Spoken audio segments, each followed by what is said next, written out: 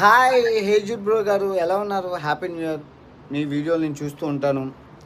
మీరు నాకు ఎలా తెలుసు అంటే, ఫస్ట్ ఆఫ్ ఆల్ మీ తమ్ముడు ఫనీ హనుమంతు రేప్ కేస్ ఏదైతే ఉందో, ఒక ఐఏఎస్ పిల్లలుగా పుట్టి నువ్వు నీ తమ్ముడు చేసిన అకృత్యాల్లో నువ్వెవడో నాకు తెలిసింది. అంతవరకు తమరు తెలిసిందే కదా, చిల్లర కంటెంట్ ఇది విను, కొండోమ్ ప్యాకెట్లకి గివే వేలు చెత్త కంటెంట్ చేసేవారు ఒక ఐఏఎస్ ఆఫీసర్ కొడుకులుగా పుట్టి మీరు.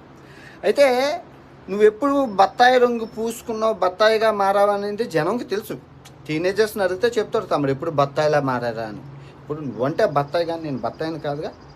ఇప్పుడు నువ్వు ఇంట్లో కూర్చొని ఒక మైక్ పెట్టుకుని చెప్పాలి, ఏది అత్ పత్ పత్ పత్. నేను అలా కాదు, నేను దేశం తిరిగి అక్కడ చూసి చెప్పాలి. సో నువ్వు గూగుల్ ఇన్ఫర్మేషన్ చెప్పాలి, నేను తిరిగి చెప్పాలి. నాకు ఖర్చు అవుతుంది, నీకు ఖర్చు లేదు. అండ్ నీకు స్క్రిప్ట్ రైటింగ్కి వాడెవడో ఇస్తాడు, వాడు చెప్పిందే చెప్పాలి. నీకు ఒక టీము గేము అబ్బో చాలా ఉన్నాయి. నాకు అలా కాదు, సింగిల్ టేక్. రోజుకి 15 వీడియోలు సింగిల్ టేక్లో చెప్పేస్తాను. 24 గంటలు నాన్ స్టాప్గా 128 దేశాలు తిరిగింది చెప్పేస్తాను.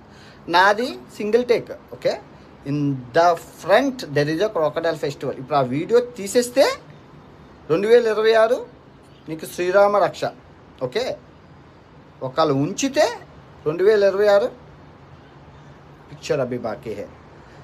ఈ అన్వేష్ కి నేను ఆడియన్స్ కి చెప్తున్నా, నేను ఒక మాట, మనందరం గట్టిగా తగులుకుందాం. అసలు ఆగే ప్రసక్తి లేదు, సమస్య లేదు. నా ట్రాక్ రికార్డ్ ఏంటో తెలుసు కదా.